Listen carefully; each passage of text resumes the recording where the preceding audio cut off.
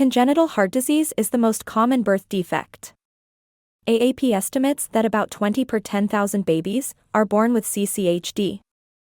Newborns discharged with undiagnosed CCHD may experience serious problems, such as cardiac collapse or death within the first few days or weeks that they are at home.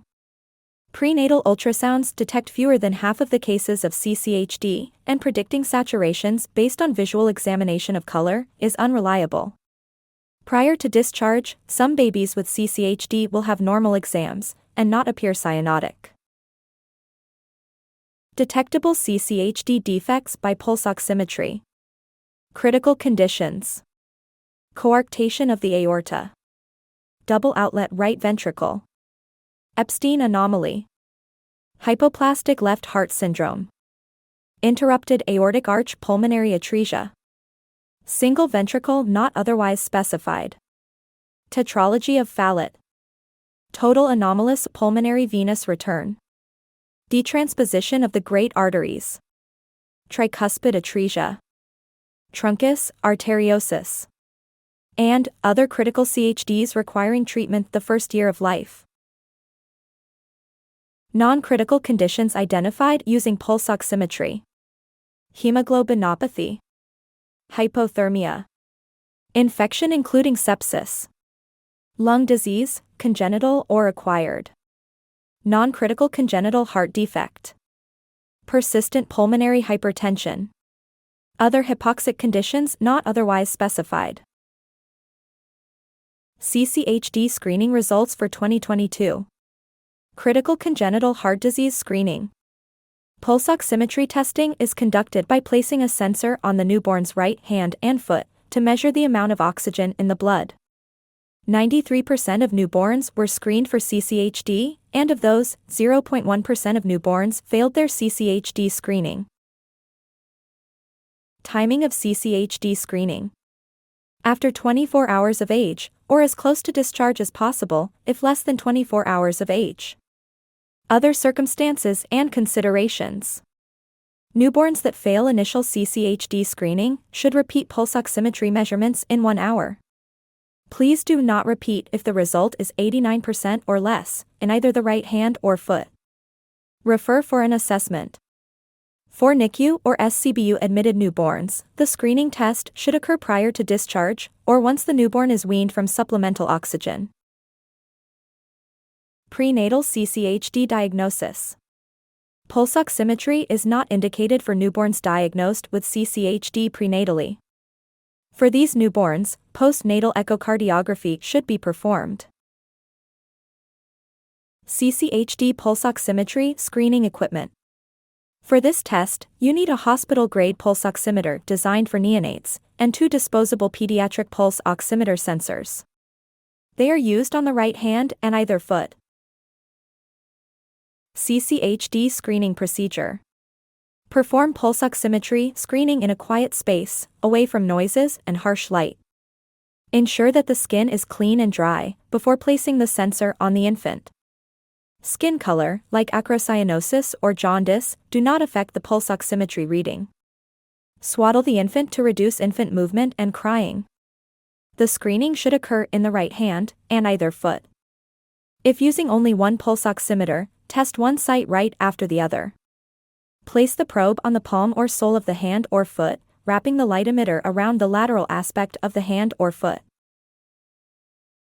The photoemitter and light emitter must be directly opposite of each other to obtain an accurate reading. Secure the probe to the infant's hand or foot using the adhesive or foam tape recommended by the vendor. Do not hold the probe with your hand. Allow the pulse oximeter to remain on the infant's hand or foot for at least 30 seconds before attempting to obtain a reading. Ensure that the pulse wave or arterial pulse is consistent, indicating perfusion to the site being monitored is without motion artifact. Measure and record baseline oxygen saturation. Use AAP-endorsed CCHD screening algorithm to determine the outcome. Refer to the algorithm. Pass result or fail result means action is needed. Provide appropriate follow-up as needed once results from pulse oximetry screening are completed.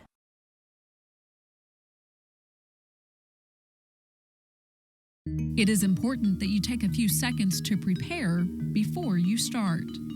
Be sure to wash your hands. Make sure that the oximeter cable and probe are clean.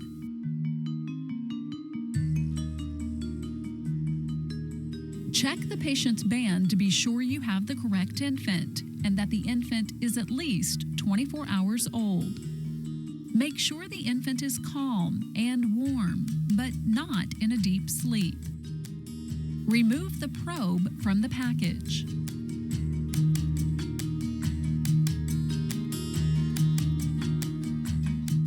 Wrap the probe around the infant's right hand or wrist.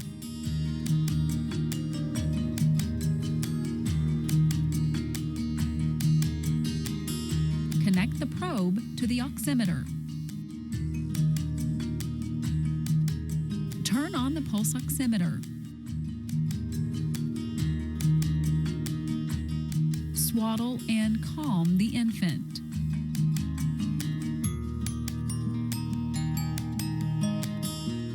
Observe the oxygen saturation numbers on the monitor.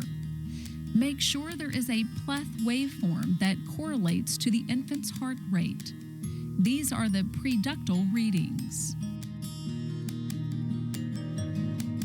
Remove the probe from the hand.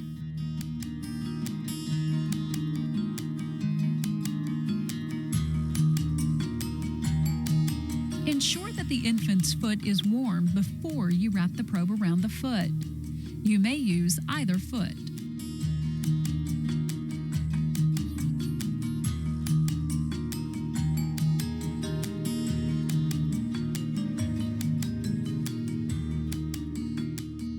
Check the oxygen saturation numbers on the monitor. These are the post-ductal numbers.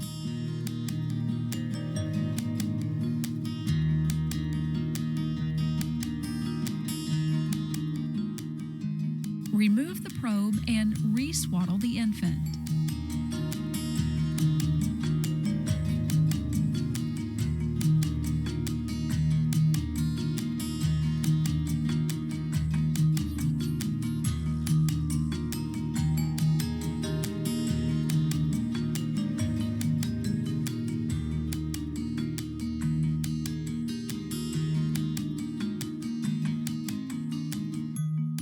Record both readings in the log.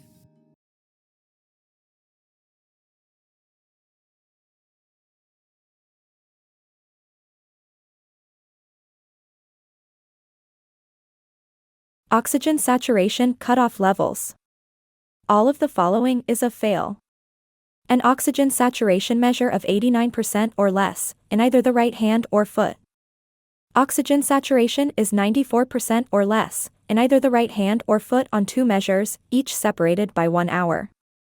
Or a 4% or more absolute difference exists in oxygen saturation between the right hand and foot on 2 measures, each separated by 1 hour. The following is a pass. Any screening with an oxygen saturation measure that is 95% or greater in the right hand and foot, and has a difference of 3% or less between the right hand and foot readings. Failed CCHD screening. Triage. Examine the newborn to ensure hemodynamic stability. Evaluate the newborn for hypoxemia. Depending on the status of the newborn, this may include a septic or a pneumonia evaluation. For symptomatic newborns, prompt, rapid evaluation is key. They may need potential urgent transfer to a center with advanced care capabilities. Asymptomatic newborns will often appear normal and have no clinical findings other than the low oxygen saturation. A thorough evaluation is necessary. Consult with the cardiologist or neonatologist. Perform an echocardiogram. Do not discharge the newborn until the underlying reason or hypoxemia has been identified or the hypoxemia has resolved. Documenting CCHD results on the newborn screening card. All pulse oximetry screening results must be reported on the dried blood spot card in the CCHD results section. Do not hold the dried blood spot card if CCHD screening results are not available and the DBS card is ready to be shipped. Please fill out all areas of the DBS card. CCHD results reporting requirements. Dried blood spot card. Write the final CCHD screening results on the DBS card. DBS specimens must be shipped to GPHL within 24 hours of collection. Please do not delay sending the DBS card if CCHD results are unavailable. Delayed screening report form. Complete the delayed screening report form if the CCHD screening was completed after the DBS card was submitted. You can fax or email those results to DPH. Delayed screening report form. This is the method of reporting to be used if CCHD screening was completed after the newborn screening dried blood spot card was submitted. The new form was released in 2023. It no longer captures screening times. Please fax or email a copy of the delayed screening report form to the Georgia Newborn Screening Program.